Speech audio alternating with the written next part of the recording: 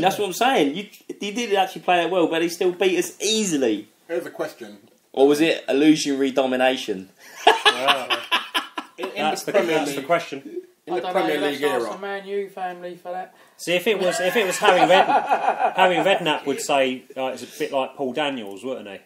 He said it's like a magic trick, whereas Wenger has to say it's illusionary domination. Okay, third time lucky. Bit like Redknapp's tax affairs. But Fourth time lucky. I think Marlon wants to say something. just a bit, yeah. In the Premier League era, at Old Trafford, have we ever gone behind and actually come back and got a point? No, can you recall us going behind and come back and getting a point? We had the goal disallowed, didn't we? The offside goal. Van Persie scored from the Gallas header. I don't think that's happened, Mark. I think we've taken lead a few times. We've drawn. That's what I'm saying. Us and go lost behind and come as back. well. Yeah. I think we've not come back from going behind. So to look at it objectively, we conceded a goal after 2 minutes and 30 seconds. It's a game changer, isn't it? No, it's game over. It was literally game over straight away.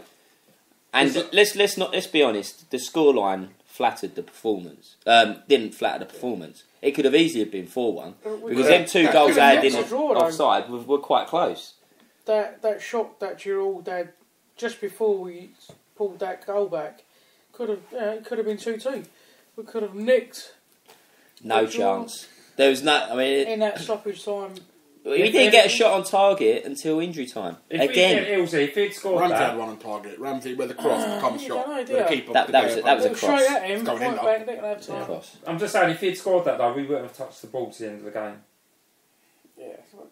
We wouldn't have touched the ball. Maybe. I've got to say, I actually think, and I was speaking to a colleague I work with, another coach, and he mentioned it, and I thought about it, and I think he's right, that the real turning point in that game was actually the referee not sending off Tom Cleverley. I know a lot of people have said that, Ferguson reacted and Arsene Wenger didn't. To be honest, he shouldn't have had the chance to react. If it's a booking and he's off the pitch, he should have been off the pitch. And you look at the actual foul he committed, Wilshere was travelling towards the box, running at their back foot. That was actually one of our best attacking moments of the game to that point, which was broken up by a cynical foul, really. And he got away with it. They made a sub, and Anderson come on and actually played better than bloody Cleverley.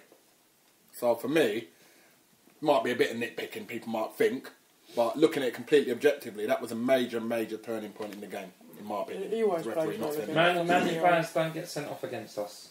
Don't happen. They don't get sent off, and it seems that every game now they get a penalty against us. Yeah. So, someone said that over the weekend that every game that Man U play against the top 4 and they win always contributes with one of the opposition players being sent off. It's quite ironic the fact that Man U do that over here, Barcelona replicate that over there, Well, there is that. Alex Ferguson is untouchable, isn't he? Really, the third year association. Yeah, you're either with him or you're against him. There's no middle ground. You can't use. I mean, okay, so the penalty shouldn't have been a penalty, but they didn't score, so that worked out. The Cleverley stuff was right on the edge. So at the end of the day, you can't use that to mask what happened. My issue with the penalty is, and it goes back to no one closing down the cross from Rooney, where Mertesacker deflected it over the bar, and basically a short corner taken. When again, no one reacting to a short corner. How many times did they do it? 4 times in the game. There's 2 phases before that even the option of a penalty came up that we should have been closing down players. If you it's like what you said before the podcast, Mo. You look at them, what you said about Fletcher, about Carrick. They're ordinary players. Yeah, I was just saying that, John O'Shea, Phil Neville, Darren Fletcher, Michael Carrick and that are not fantastic footballers. They're pretty average players, really. But when they leave the Man United dressing room and go onto the pitch, every time they put the shift in. They work hard, they close down, they get their foot in, and they just do the ugly things that our players seem to be flippant about, to be honest. So basically, there's no desire. They're not technically gifted. Carrick's a good passer of the ball, but in terms of the others, they're workers, and it just goes to show you that you don't need to be a technically gifted footballer to succeed in the Premiership. And this is more and more teams are getting these players now, and we don't. Obviously, yeah, but it ain't just about desire and that. Is it? I mean, It has to be. It's Surely. a major part, It's the mate. tactics. So, well, tactics as well, but desire's a major part. You have I mean, to I saw wanna John play for that O'Shea. shirt and never give up, never say die. I'm not letting anyone get past me. You don't, after the time you see one of the opposition players knock the ball past, so they'll look over. It's like, okay, someone else will get it. What's that? I mean, I don't know about you, and I don't know about people listening, but if I'm being honest, every time Santos touched the ball, or every time Man United went down their right, I was worried. It wasn't only Santos, though. I know, but I personally, I was worried. I was like, oh no, and the chance they had plenty of chances going forward where Santos was in no man's land. Now Podolski didn't help at all. Podolski, in the back, shocker. And the whole left side was really. Well, the goal. If you look at the first goal, that it came down our left side. Yeah, Santos was in no man's land. Well, because it was that 2 ball on 1 got again. It was 2 on 1. Yeah, 2 on exactly. 1. That's what I mean. Podolski didn't support, and then obviously it was an easy clearance that was just messed up, absolutely messed up again. And what has happened to Vermaelen? Has he got is it about his own performance or about trying to drive the performance of others? I mean, he's not I guess driving. you need to lead by example. Well, the thing is, he obviously wants to lead by example, being the captain. He wants to be the example to all the other players. Yet, within 2 minutes, he's cocked up and let a goal in. That's rather than him being able to step up from that, saying, "Okay, let's carry on driving forward." Whereas Adams used to do that. Adams, if he made a mistake, he would still be shouting and screaming at everyone. Yeah.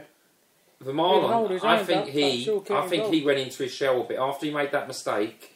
I think he went into that shell. The whole thing, he looked a bit rattled. It rattled him, and he never really recovered from that. The whole team was rattled. But I must say, Michael. And you see Sanya putting his arm around him, and he was shaking his head, all over the place. Michael Taylor on Twitter, he's sticking up for me, I reckon. He hasn't said so in quite those words, but he has also pointed out that the turning point on Saturday was the line-up, and that's Taylor 79 on Twitter saying no pace against a vulnerable defence. Surely, if we can't keep the ball up front or push the opposition back, it's going to make them look better because they can squeeze and close down more. I think for me, Theo had to start that game. Yeah. And again, it's square pegs in round holes. Ramsey's not a right winger. And I bet whenever I saw Ramsey was playing on the right wing, I bet he was rubbing his hands together. The thing about Ramsey, I thought he was one of our better players. No, he was. He worked hard. At least he tried to get on the ball.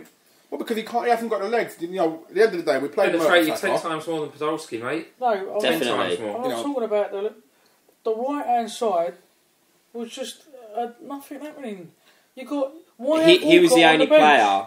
I mean, Ramsey was the only player. Ramsey actually got past. He got in the box a couple of times. He was the only player that got in the box. How many times you hear a pro saying, "When you're winning, you don't ever want to come off that pitch, whether you've played the day before or whatever. They still want to play every single game, every single minute, regardless whether he just played 120 minutes." Yeah, but look at his injury record. Look at the injuries we've already got. A player of that injury record, you don't want him playing. He played 120 minutes.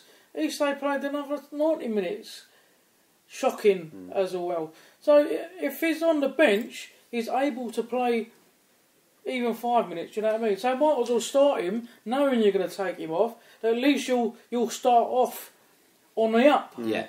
No, I do take that point. But the other thing I would say is that I think it just stinks of a bit of desperation as well, because let's be honest, Walcott is one of these players who does get good form, but come on, look at the last 5 years he's been with us or whatever. He's let us down a lot. He's been distinctly average in a lot of games and big games as well, where he's not even got a touch of the ball. So by thinking that by playing Walcott on that right forward position would have changed the game, but I really don't know about, because the midfield was getting but over the last 2 seasons. But that's the point, we won't know, and he set all of Van Persie's goals up. Well, that's what the last 2 seasons. He might have set another one up. What, in January? Oh, don't say that. I think tactically the issue is Mertesacker been arguably our best defender this season. Yeah, but when we play Mertesacker in the centre of defence, it's not comfortable for us to squeeze up to the halfway line. Now, if you want to actually close down, You don't want your defence on the edge of your box while you've got forwards trying to close down up front. So the team at the moment doesn't seem to have a cohesive look to it, in my opinion. Definitely not. One area is not picked to complement another area. That's the way it appears to me, looking from the outside. Because if I was playing Mertesacker, I'm obviously nowhere near as good a coach as Arsene Wenger.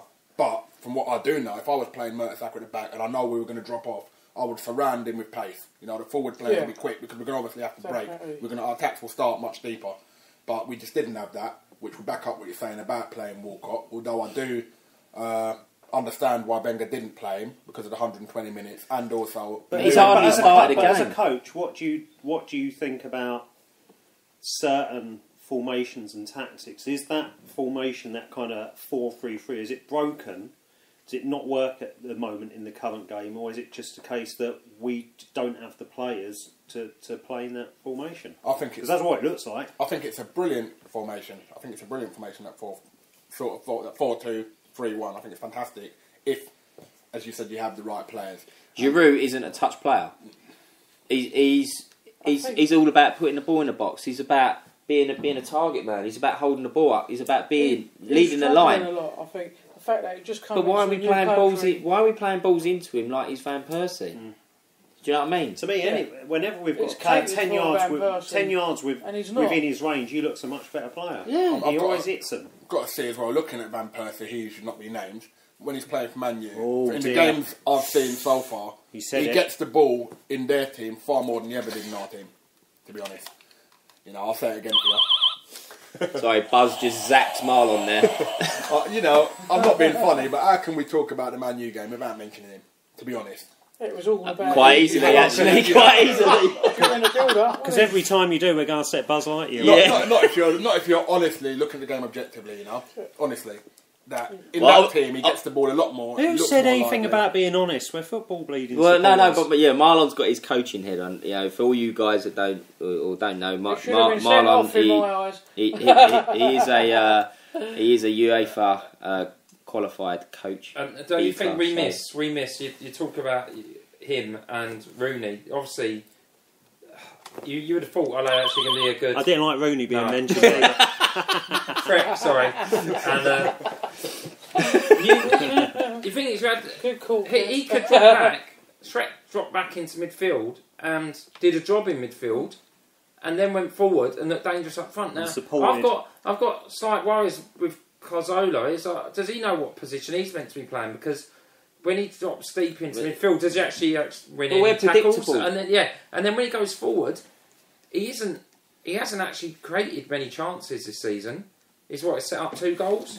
He actually looks more of a threat, a goal threat, than he does a creator at the moment. And that worries me. That's because when he's going for goal, he relies on himself. When you're trying to create, you rely on the movement of other players. You can't pass someone who's not there at the end of the day. Yeah. And the movement in our team it seems to just disappear as with our confidence. Well, I don't think he will, but I think, I wouldn't be sad to see Podolski and Cazorla on the bench for tomorrow.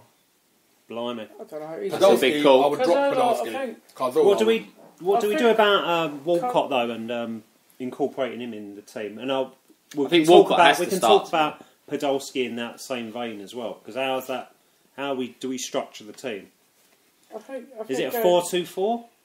Straight up, straight down? I know Marlon doesn't think Podolski's a winger and he should be up front, up top. Yeah, I think he's got to start or don't play, to be honest. He's got to start as a centre forward or don't play him. On that left side, if you had somebody behind him who was getting past him all the time and wreaking havoc down that left side, then I'm sure he'd look a better player, as he did with Gibbs early in the season. But we haven't got that right now. There's a lack of creativity. And he played that position up front for Cologne, didn't he? Yeah. He was the main man for Cologne. But Wenger looks at him in the German national team and he plays in that position. He plays for us in the German national team. But in the German national team, he's surrounded by, in my opinion, better players at the moment. Top draw players, yeah. I mean, you look across the German midfield, and then you got Mesut, you got Ozil, Schweinsteiger. Yeah. What was it just went past the Euros or the World Cup? Euros. We don't follow the national team really. But anyway, I thought when he played there, Podolski, Olympics. I thought it was.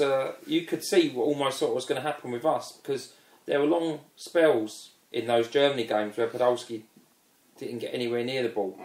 And that was, unfortunately, that's been it's